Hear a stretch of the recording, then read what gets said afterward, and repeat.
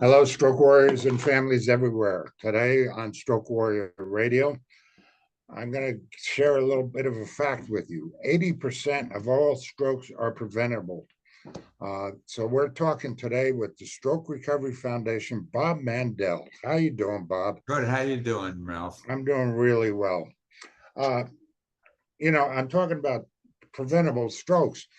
Part of this is not only preventable first strokes, but it's for prevention of second strokes as well, isn't it? Of course, for sure. And when a person has a stroke, they have a high incidence for the first couple of years after that stroke of having a repeat.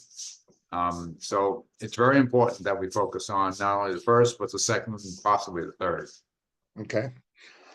Well, it's interesting on our website, Stroke Recovery Foundation, by the way, for everybody out there. The 12 pillars of stroke victor prevention. Right. Let's get into that a little bit. Okay. Let's talk about the pillars of stroke victor prevention featured in your. Could you give us an overview Sure. of what these pillars represent? So I worked with some medical professionals to kind of lay out the different risk factors, specific risk factors that people have to be conscious of. And people, people don't like to think about stroke very much. So if they haven't had a stroke, and just like I was, before I had the stroke, I didn't want to know about stroke and didn't know a thing about it, except it was something that happened that wasn't good. So, so this whole idea of focusing on prevention is kind of a helper to people to look at the things, take a look at the risk factors, see if you're included in that you have some of these risk factors sitting there. And maybe they're latent, but the fact is they're there. Yeah, it's like everybody knows about the signs of heart attack, and what to do about that, but nobody really knows that much about stroke.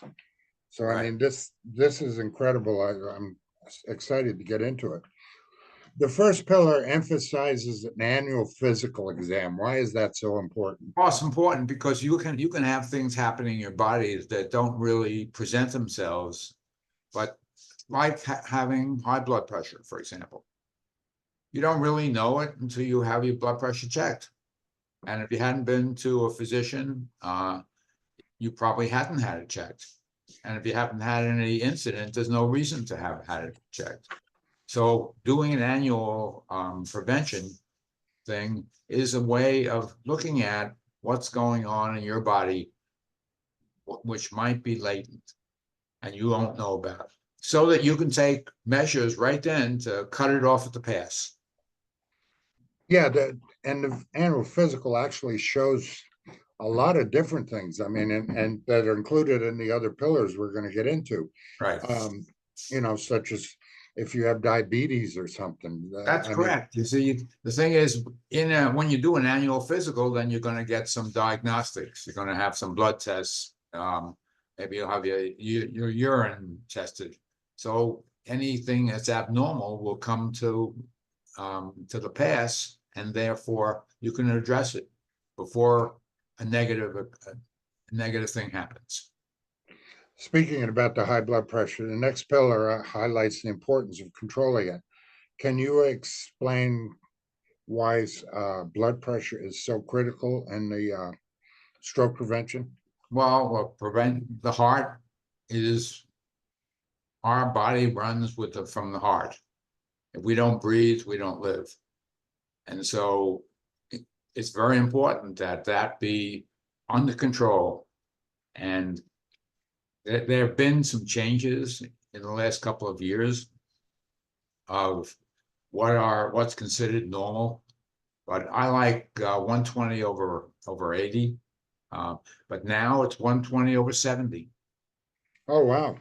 And 120 over 70 means that you have to have a lower blood pressure. And the blood pressure is a whole thing about the possibility of blood clotting. Is that right? That's right. Sure. Yeah. Which is how strokes happen. That's why they happen. Yeah, exactly. 85% of strokes are clots. Oh, is it that high? It's that high. The other 15% is what I had is called a hemorrhagic stroke, and it's a brain bleed. But Right. 85% of strokes are clots, which means there's blockage someplace in your body in your veins. And that comes from high blood pressure. That's Diet also seems to play a really significant role. As indicated in your pillow, that encourages eating less. Why is calorie management a factor in stroke? Well, because the body, if you're heavy, if you're overweight, your body has to work that much harder. And you might have plaque in your veins, but it's working harder.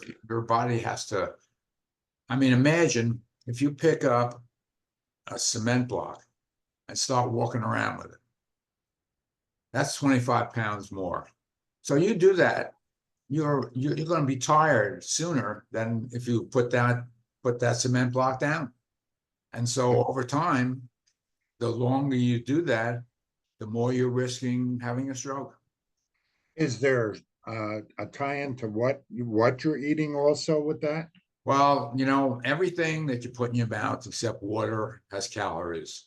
People say there's good calories and bad calories, but even the good calories can create more weight. Now, everybody knows about what's going on in the medical profession now with these medicines that are allowing people to get thinner and lose some weight in a kind of easy way. Now that's great. Now here's the problem. When you get off that medicine, then you have to really be controlling things. So the trick with using those medicines is to change your diet in conjunction with taking the medicine. So that when the medicine stops, you've got a new you, let's call it a new you, in your dietary habits. So then you're going to succeed.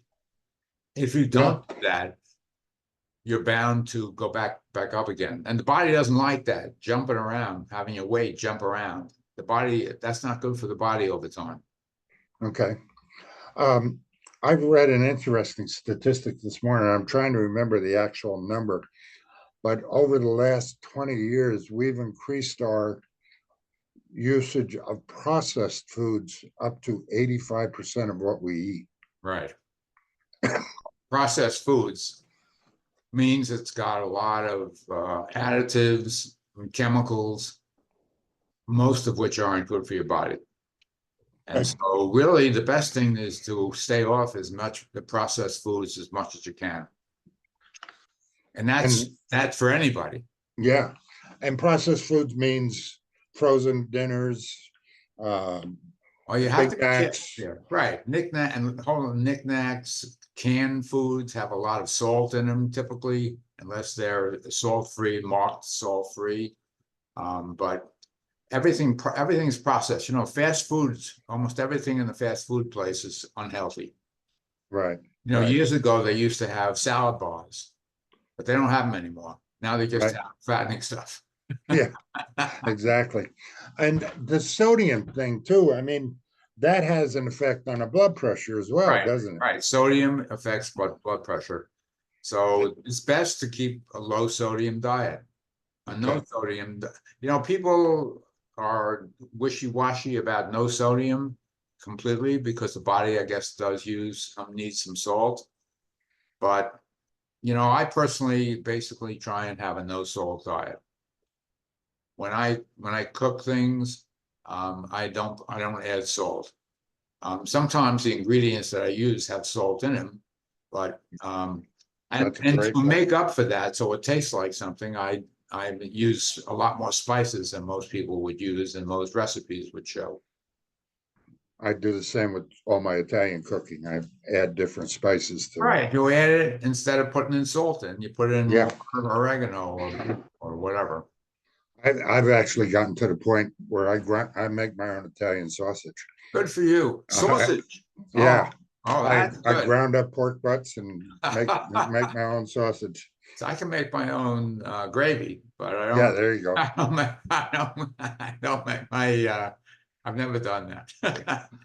I I'm kind of jumping back to the beginning here a little bit, but um, and these statistics are and pillars are good for both men and women, Men correct? and women, absolutely, that's right. Because the women have a higher or lower incidence of high blood pressure? Lower, right?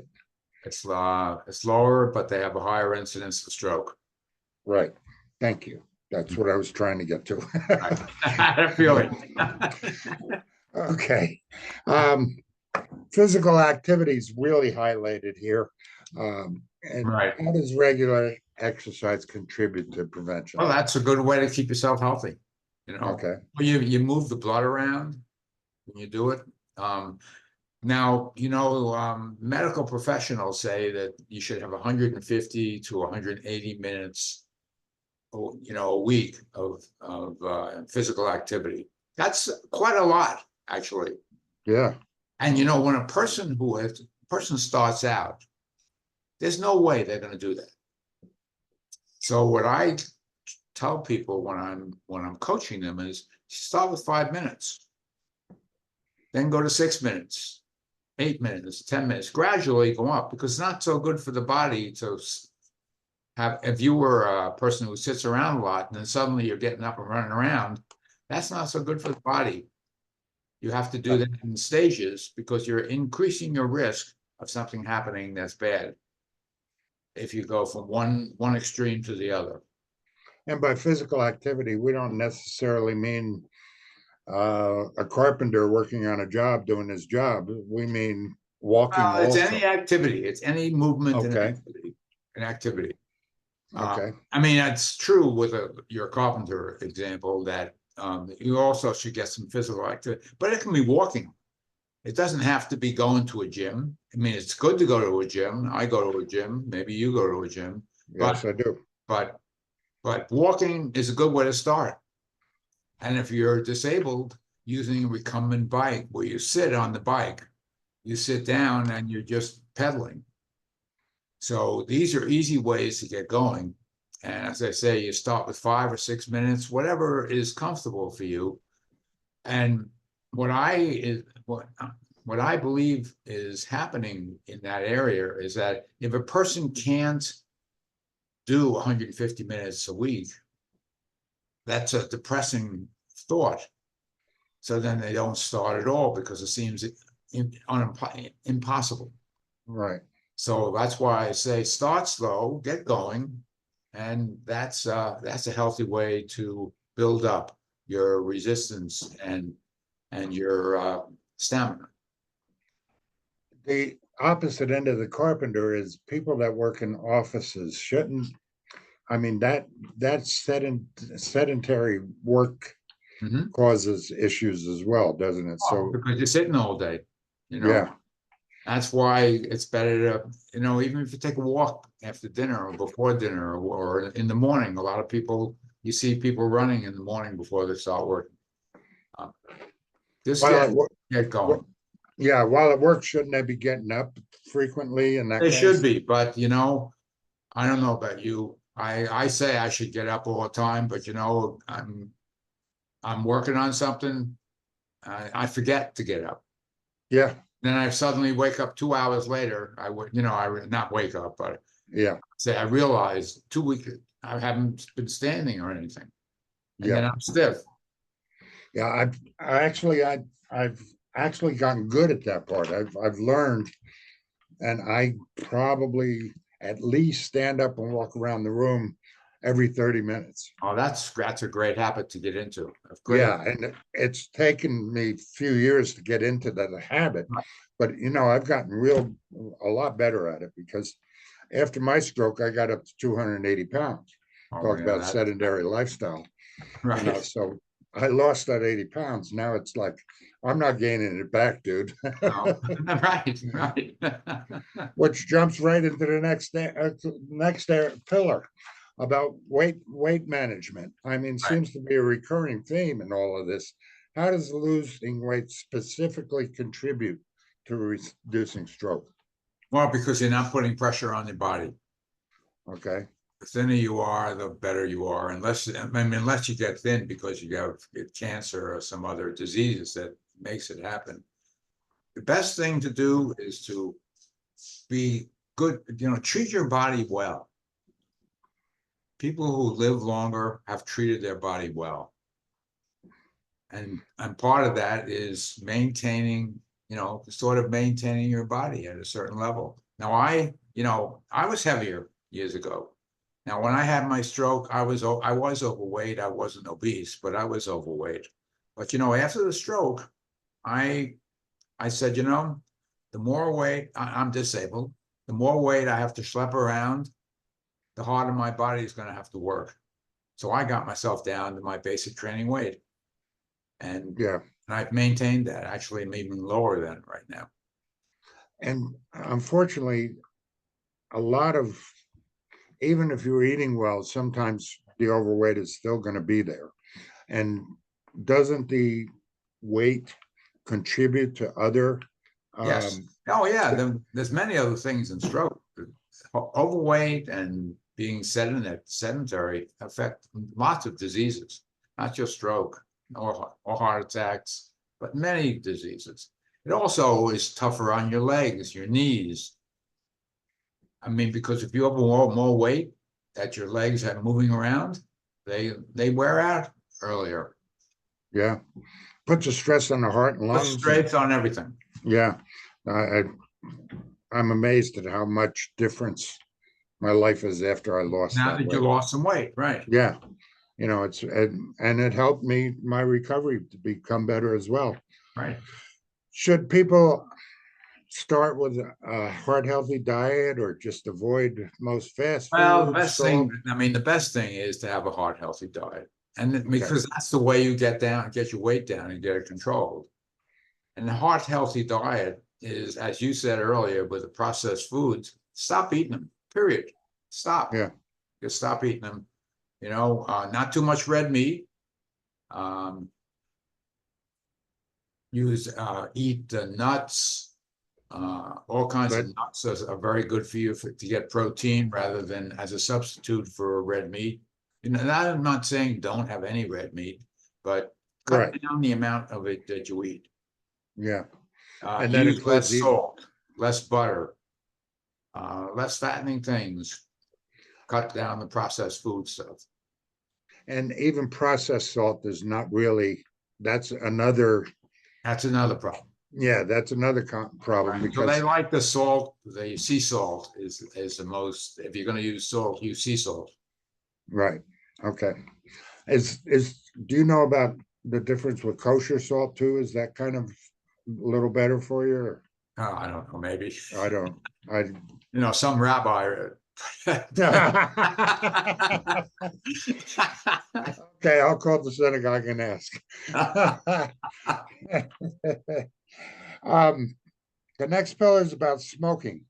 Yeah, just don't do it. Huh? Yeah, right. Don't do it. Period. Yeah, that's what caused my first one. Yeah. So, And also, look, I mean, it's been proven years ago that lung cancer comes from smoking. yeah, I and mean, it's a disaster. many other things. And many other things, but that's the most obvious one. I mean, we could be doing the right diet, the right weight, the right blood pressure, and your smoking's just going to You're blow it smoking all away. away, you're piping away, you're risking stroke and heart attack and Yeah. also lung cancer in a very big way.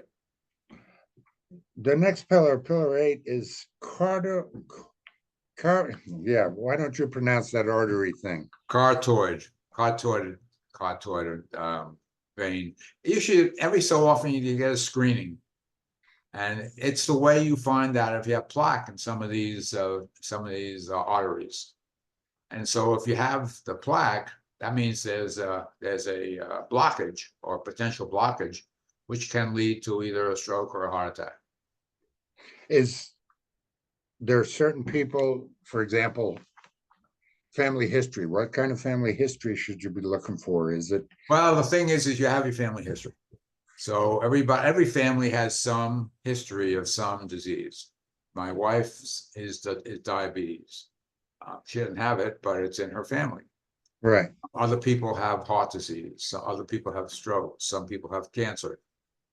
Well, But my father had arteriosclerosis and he died from his fourth heart attack.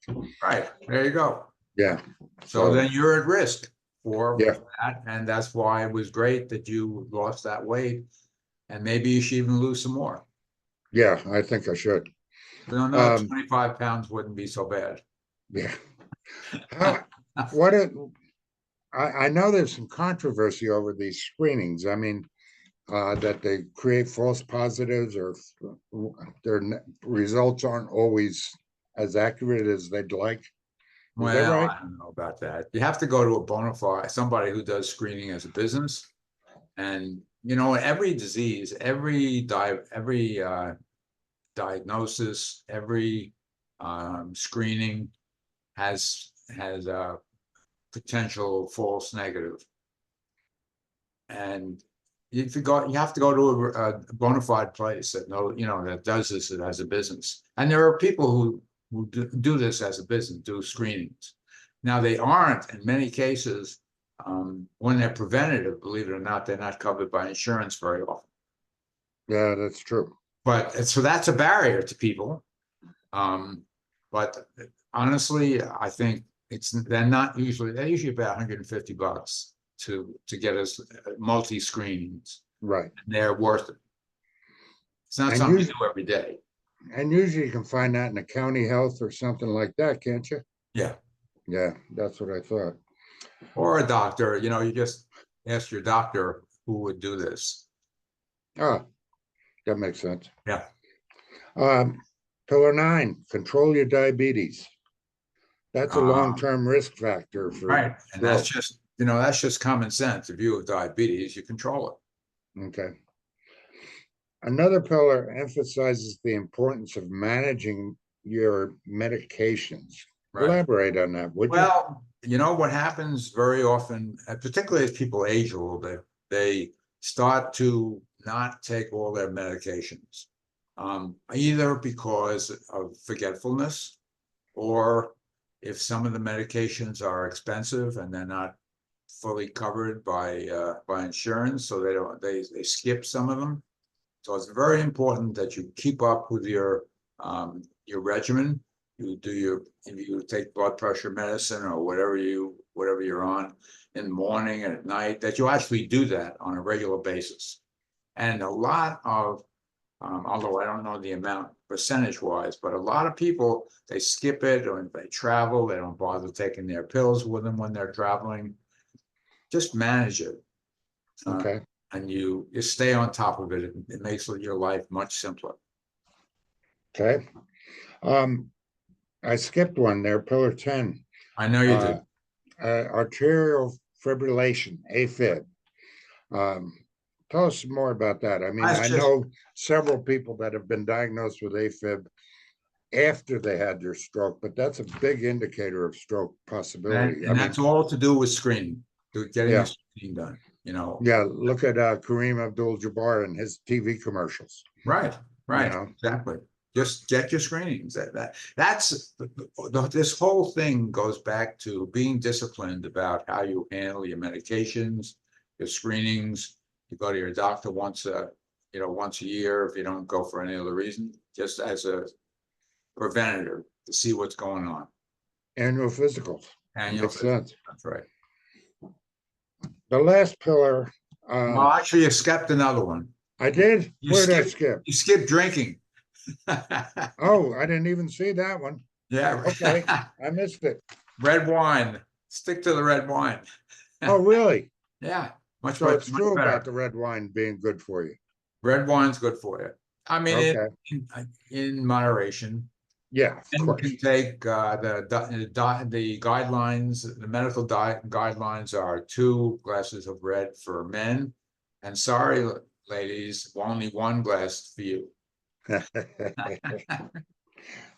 Well, there's some men I know that should have no more than a half a glass. Maybe so. Let's see. And the last pillar encourages immediate action if someone suspects a stroke. Right. What should Someone people? suspects a stroke, call 911 and let them take you to the right place. Having said that, 40% of the people who have strokes get driven to the emergency room. Now, when Bad you go idea. to the emergency room in a car, you stop at red light. Whoever's driving stops at red lights, and they may make a mistake because they're nervous about their loved one who might be having a stroke or a heart attack. Just call 911, let them do their thing. And now the second thing about that is when you come in, driving in, you drop off at the front desk, then they want your credit card. And then there's 5 other people sitting in the room who got there before you did. And maybe they don't pick up right away that you have had a stroke or a heart attack. When you come in an ambulance, you go straight into the emergency room. Yeah, you're first in line. And time is brain when it comes to stroke. And as time is brain with heart attack and a lot of other diseases, it's important that you get treated right away. So call 911. So the BFAST acronym is good for both stroke prevention prior to even knowing you've had a stroke or even after you've had a stroke, correct? Right. And the BFAST is balance. Balance. Okay. Eyesight. Eyesight. If it's foggy or you're seeing part, I know somebody that only saw the upper body of people. Right. You can't raise you can't raise your arm. Yeah. You start mumbling. Maybe your eyesight changes. These are some of the things that are the triggers or the signs of stroke.